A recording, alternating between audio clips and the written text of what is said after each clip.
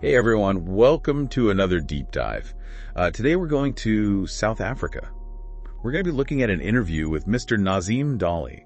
He's a community activist and his story is really fascinating. Yeah, what really stood out to me was how much history is packed into his personal story.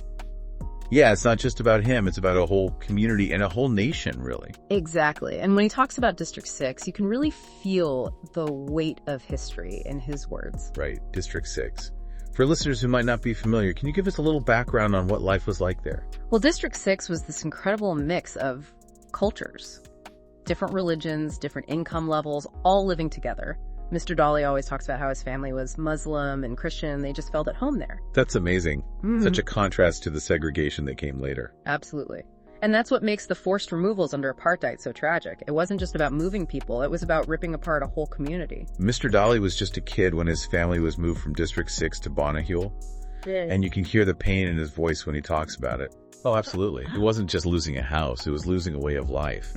This feeling of being uprooted. It's something that stays with you. Yeah, for sure. And it impacts generations. Fast forward to now, and Mr. Dali's still living in that same house in Bonteheuwel. But here's the thing, his parents paid rent for over 55 years. And he still doesn't own the property. It's unbelievable. He's stuck in this battle for ownership, and he sees it as directly connected to the injustices of apartheid. He feels like the system is rigged against him. When you see this struggle for ownership, it really highlights how much work still needs to be done in South Africa. Apartheid ended, but the economic and social inequalities are still deeply embedded. It's like the past is still haunting the present. Exactly. And land ownership is such a big part of that. It's a symbol of that struggle for equality. Mr. Dali is very outspoken about his frustration with the current government. He sees it as a continuation of the same old system, just different faces in charge. He uses this phrase, Project Babies, to describe himself and others who grew up in government housing projects. Project Babies. Wow, that's a powerful phrase. What do you think it means? To me, it speaks to this feeling of being trapped, defined by the place you were born into. It's like these housing projects were meant to segregate people during apartheid, and now they're limiting opportunities, perpetuating poverty. It's like these physical spaces take on this symbolic weight. Right. It becomes a label that's hard to shake off. And for someone like Mr. Dali, who's been fighting for change his whole life, it must be incredibly frustrating to see these patterns repeating. You can hear the anger and frustration in his voice. Yeah. He feels like they've been let down. He's also very critical of how the government uses social media, especially platforms like TikTok.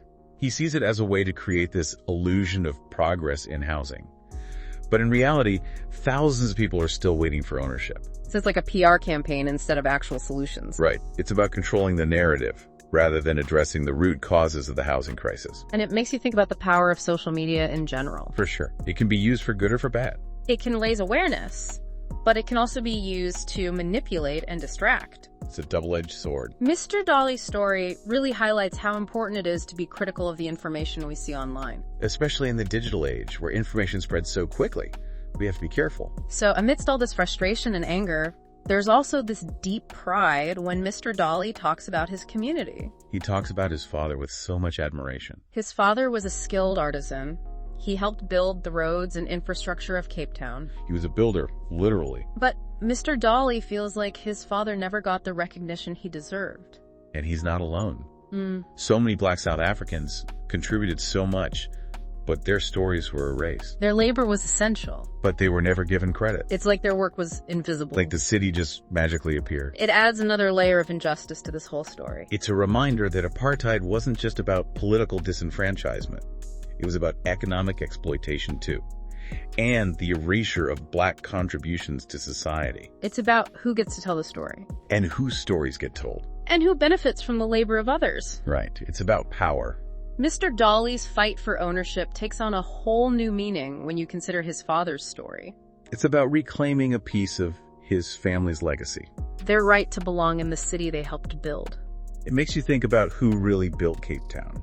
And who profited from it. And who's still fighting for their rightful place. Exactly. It's about justice. And equality. It's about recognizing the contributions of everyone. Making sure that everyone has a chance to thrive. That's what Mr. Dali's story is all about. It's a story of resilience and hope. It's a reminder that we can't forget the past.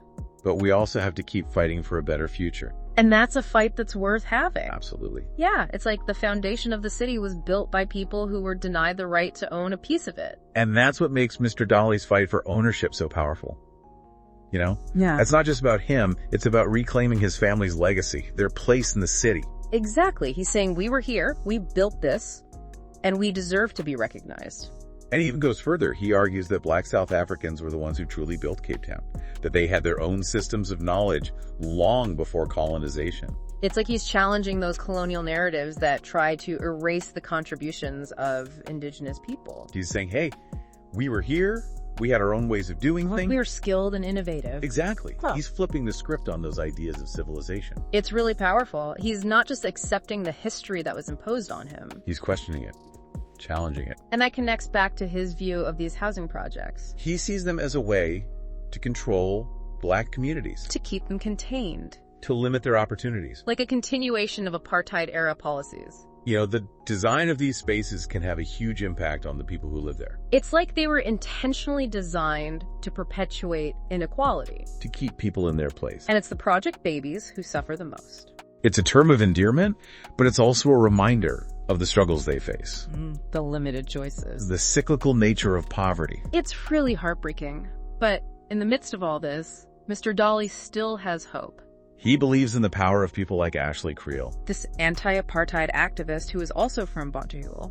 He sees Creel's spirit living on, inspiring future generations.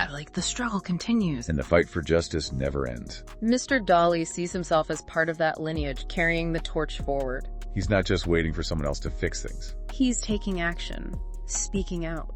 Inspiring others to do the same. You know what's amazing is that even though his story is so specific to South Africa, it speaks to universal themes. This fight for land ownership. The exposure of corruption. The challenge of breaking cycles of poverty. These are issues that people are facing all over the world. Yeah, it really does resonate. It's like his story is this tiny piece of a much bigger global story. Right.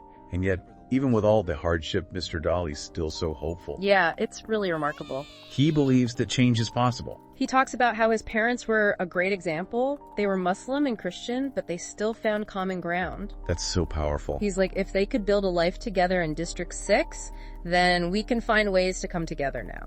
It's about bridging those divides. Finding those shared values. It's about seeing each other as human beings. Exactly. And that's what makes his story so inspiring. It's not just about struggle, it's about hope. It's about the resilience of the human spirit. That belief that things can get better. It's a reminder that we all have a role to play in creating a more just world. And that brings us back to you, our listener. Mr. Dolly's story makes us ask some tough questions. What does true social justice look like? How do we move beyond just fixing the past? How do we create a society where everyone has a chance to thrive?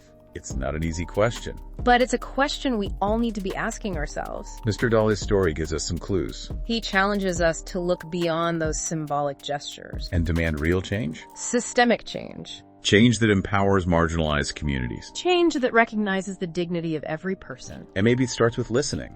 Really listening to those voices that have been silenced for too long. Understanding their stories. And working together to build a future where everyone has a chance. A chance to reach their full potential. So as we wrap up this deep dive, we want to leave you with this thought. What does justice look like in your community? What are those invisible structures that are still holding people back? And what can you do to make a difference? Even a small difference. Every action counts. We hope Mr. Dolly's story inspires you to keep asking these questions. And to keep searching for answers. Thanks for joining us on this deep dive